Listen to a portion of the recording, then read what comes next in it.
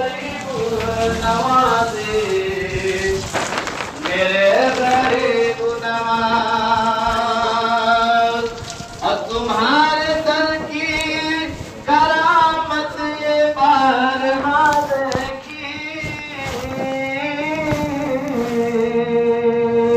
کہ تمہارے در کی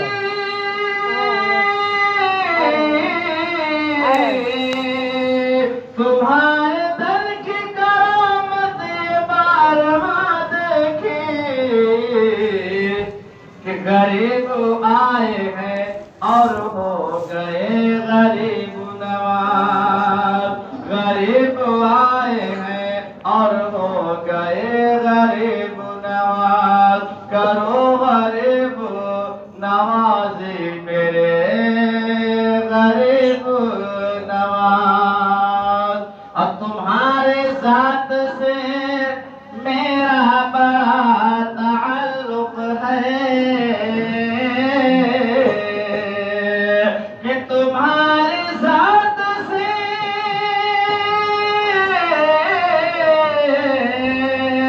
تمہاری ذات سے میرا بڑا تعلق ہے کہ میں غریب بڑا تم بڑے غریب نواز کہ میں غریب بڑا تم بڑے غریب نواز کرو غریب نوازی میرے غریب نواز اور جو بندہ سرکار کی بارگاہ میں جاتا ہے اس کے دل کی یہ دعا رہتی ہے تمنا رہتی ہے آس رہتی ہے شعر پیش کر رہا ہوں سماعت فرمائیں اس شعر سے آپ سمجھ جائیں گے کہ وہ جو اجمیر شریف بندہ سرکار کی بارگاہ میں پہنچتا ہے تو اس کے دل میں آس کیا رہتی ہے شعر پیش کر رہا ہوں سماعت فرمائیں کہ لگا کے آس بڑی دور سے میں آیا ہوں کہ لگا کے آس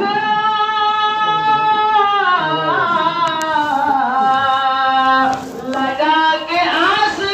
بڑی دور سے میں آیا ہوں کہ مسافروں پہ کرم کیجیے غریب نواز مسافروں پہ کرم کیجیے غریب نواز کرو غریب نوازے میرے غریب نواز اللہم صلی اللہ سیدنا مولانا محمد صلی اللہ علیہ وسلم اللہ کا فرمان یضل بہ کثیرا ویہدی بہ کثیرا اللہ تبارک و تعالیٰ نے اسی قرآن بہت سارے لوگوں کو گمراہ کیا اسی قرآن سے بہت سارے لوگ ہدایت پا گئے اسی قرآن سے قرآن ایک ہی ہے قرآن ایک ہی ہے لیکن قرآن میں آیا بہتوں کو اس سے ہدایت ملی بہت سارے لوگ اسی سے گمراہ ہو گئے تو پتہ یہ چلا کہ جس کے سینے میں عشق رسول ہوتا ہے جس کے سینے میں محبت رسول ہوتی ہے اللہ تبارک و تعالیٰ اسے ہدایت کا راستہ عطا فرماتا ہے وہی بندہ اس قرآن سے ہدایت پاتا ہے اور جس کا سینہ عشق رسول سے خالی ہوتا ہے جس کا سینہ محبت رسول سے خالی ہوتا ہے یہی قرآن اسے گمراہ کرتا ہے تو پتہ یہ چلا کہ ہدایت پانے کے لیے اپنے سینے میں سب سے پہلے رسول کی محبت بتانی ہوگی جب حضور کی محبت ہمارے سینے میں ہوگی تو یہی قرآن ہمیں ہدایت کا راستہ دکھاتا ہوا نظر آئے گا یہی قرآن ہمیں ہدایت کا راستہ عطا فرمائے گا اگر یہ سینہ محبت رسول سے خالی ہے بندہ گمراہ ہو جائے گا۔ دوستو حضرت عمر فاروق اعظم رضی اللہ تعالیٰ فرماتے ہیں کہ میرے آقا کریم صلی اللہ تعالیٰ علیہ وسلم سے سنا ہے، آقا نے ارشاد فرمایا کسی قرآن سے اللہ نے کتنے لوگوں کو بلند مرتبہ عطا فرمایا، اسی قرآن سے اللہ نے نہ جانے کتنے لوگوں کو ذلیل و خوار فرمایا،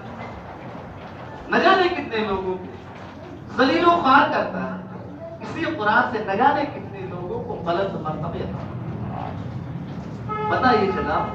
اس قرآن کو سمجھنے کے لیے، ہدایت کا راستہ پانے کے لیے اپنے سینے میں حضور کی محبت بسائیں۔ حضور کی محبت ہوگی تو ہمیں پتہ چلے گا اس قرآن کو ہم پکڑے کیسے، قرآن کو چھوئے کیسے، قرآن کو کھولے کیسے، قرآن کو دیکھے کیسے، قرآن کو پڑھا کیسے جائے، قرآن کا ادب کیسے کیا جائے۔ اس لیے کہ قرآن وہ ایک ایسی عظیم کتاب ہے، ساری کتابوں میں دنیا کی ساری کتابیں ایک طرف رکھ دی جائے، قرآن کو ایک طرف رکھ دیا جائے، پھر بھی دنیا کی کوئی کتاب اس کے مقابلے میں نہیں آ سکتی۔ یہ وہ قرآن اللہ کا مقدس پاکیزہ کلام، سبحان اللہ۔ تو دوستو وہ عظیم کتاب ہے کہ اللہ نے اس کا اتنا بڑا مرتبہ، آپ مجھے اپنے بستر اس قرآن کو لیا، لے کر کے جہاں پہ قرآن رکھا تھا آپ وہیں پر رکھ دیے اس کو، اور آپ خود اس کمرے سے نکل کر کے دوسرے کمرے میں جا کر کے سو گئے۔ اس کے بعد آپ کا کچھ دن کے بعد انتقال ہوا تو آپ کا بھی یہی حال ہوا۔ لوگوں نے دیکھا کہا سرکار آپ کو یہ مقام کیسے ملا، سبحان اللہ کیسے ملا؟ آپ نے فرمایا میں نے قرآن کے ادب و احترام کیا تھا، قرآن کا ادب کیا تھا، اس کی عزت کی تھی، اس کی تعظیم کی تھی، اللہ نے اسی عزت کی بدولت، اسی ادب و احترام کی بدولت اللہ نے مجھے یہ مقام عطا فرمایا ہے کہ آج میں جنت کے باغوں میں چلی رہا ہوں۔ یہ قرآن کا ادب کرنے کا حال ہے۔ قرآن کا جو ادب کرے اللہ تبارک و تعالیٰ اس بندے کو فرشتوں کے ساتھ جنت میں داخل فرماتا ہے۔ اب سوچے صرف ادب کرنے کا یہ حال ہے تو جو قرآن پڑھتا ہے اس کا عالم کیا ہوگا، سبحان اللہ۔ جس کے سینے میں اللہ کا پورا قرآن موجود ہوگا اس کے مرتبے کو اللہ تبارک و تعالیٰ کا ہاتھ آتا۔ دیکھیں صرف ادب کیا تھا، آج ہمارا حال کیا ہے؟ ہمارے گھروں میں قرآن رکھا ہوا ہے، گرد و غبار قرآن کے غلاف پر جا رہا ہے، گرد لگا ہوا ہے۔ ہاں ہم اپنے گھر میں جھاڑو لگاتے ہیں، کھڑکیوں کو صاف کرتے ہیں، بسا اوقات ایسا ہوتا ہے جن جن گھروں میں ٹیویاں ہوتی ہیں ان کے گھر کی ٹیویوں کے پردوں کو لوگ صاف کرتے ہیں، لیکن قرآن جو رکھا ہوا ہے گرد و غبار جمع ہوا ہے، لوگ اس کی طرف توجہ نہیں کرتے۔ قرآن رکھا ہوا ہے، رکھا رہنے دیں، مرضی آئے تو جمعہ میں پڑھ لیا ورنہ رمضان میں بھولے گا۔ رمضان میں تو اس قدر عبادت ہوتی ہے، اس قدر عبادت ہوتی ہے کہ ہر گھر میں قرآن پڑھا جاتا ہے، اور کیوں نہ ہو وہ تو رحمت و برکت والا مہینہ ہے، سبحان اللہ۔ لیکن دوستو کہنے کا مقصد یہ ہے کہ اللہ کی کتاب جو ہمیں دی گئی ہے پڑھنے کے لیے دی گئی ہے، رکھنے کے لیے نہیں۔ ہم اپنے بچوں کو ہندی انگلش پڑھنے کے لیے شام کو بٹھاتے ہیں گھر میں، ڈانٹتے مارتے پڑھنے کے لیے، لیکن کبھی ہم نے اپنے بچوں کو قرآن پڑھنے کے لیے ڈانٹا مارا کبھی کہ ہاں بیٹا گھر میں بھی اللہ کا قرآن پڑھا کرو، اللہ کی کتاب پڑھا کرو؟ دوستو آقا ارشاد فرماتے ہیں جس گھر میں سورہ بقرہ پڑھی جاتی ہے، سورہ بقرہ الف لام میم کا پہلا پارہ اور سیقول یعنی دوسرا پارہ اور جو ہے تیسرا پارہ آدھا، یہ 2.5 پارے سورہ بقرہ کے ہیں۔ آقا ارشاد فرماتے ہیں جس گھر میں یہ سورہ بقرہ پڑھی جاتی ہے اس گھر سے شیطان دور بھاگتا ہے۔ جس گھر میں یہ سورہ بقرہ پڑھی جاتی ہے اس گھر سے شیطان دور بھاگتا ہے، اور جس گھر میں قرآن نہیں پڑھا جاتا وہ گھر قبرستان کی طرح ہے۔ اللہ، اگر ہمارے گھر میں ہماری بیٹیاں پڑھی ہے، بیٹے پڑھے، بہو پڑھی ہے، میرے دوستو اس سے کہیں قرآن پڑھے، خود پڑھے قرآن گھر میں، تاکہ جس گھر میں اللہ کا قرآن پڑھا جاتا ہے اس گھر میں اللہ کی رحمتوں برکتوں کا جو ہے نزول ہوتا ہے۔ آج ہمارے گھر میں قرآن نہیں پڑھا جا رہا، پھر کہتے ہیں کہ ہمارے گھر میں برکتیں نہیں ہو رہی۔ کیسے برکتیں ہو جائے؟ جو برکت والی کتاب تھی اس کو آج ہم نے سجا کر کے اپنی الماری میں رکھ دیا، اس کو نہیں پڑھتے۔ قرآن پڑھے ہوئے دوستو اس پر عمل کرے، اس سے گھر میں اور کاروبار میں خیر و برکت کا نزول ہوتا ہے۔ آقا ارشاد فرماتے ہیں ہر ایک چیز کا دل ہوتا ہے، اور قرآن کا جو دل ہے وہ سورہ یاسین ہے۔ سورہ یاسین قرآن کا دل ہے، اور یہی نہیں، سورہ یاسین آقا نے ارشاد فرمایا کہ وہ ایک مرتبہ سورہ یاسین پڑھتا ہے اللہ تبارک و تعالیٰ 10 مرتبہ قرآن پڑھنے کا ثواب اسے عطا فرماتا ہے، ایک مرتبہ سورہ یاسین، اور اس کے تمام پچھلے گناہوں کو معاف کرتا ہے۔ آج جن میں ساری چیزیں موجود ہیں جن سے ہمیں فائدہ ملنے والا ہے، اس کتاب کو ہم نے پڑھنے، اس کتاب پر اس کا اتنا بڑا مرتبہ مقام عطا فرمایا کہ آپ اسے ہاتھ میں لیں تب بھی ثواب ہے۔ سبحان اللہ، آپ اس قرآن کو ہاتھ میں لیں تب بھی ثواب ہے، قرآن کو کھولیں تب بھی ثواب، قرآن کو دیکھیں تب بھی ثواب ہے، قرآن پہ انگلی پھیریں تب بھی ثواب ہے۔ اب دیکھیں، جب پکڑنے کا اور قرآن کھولنے کا،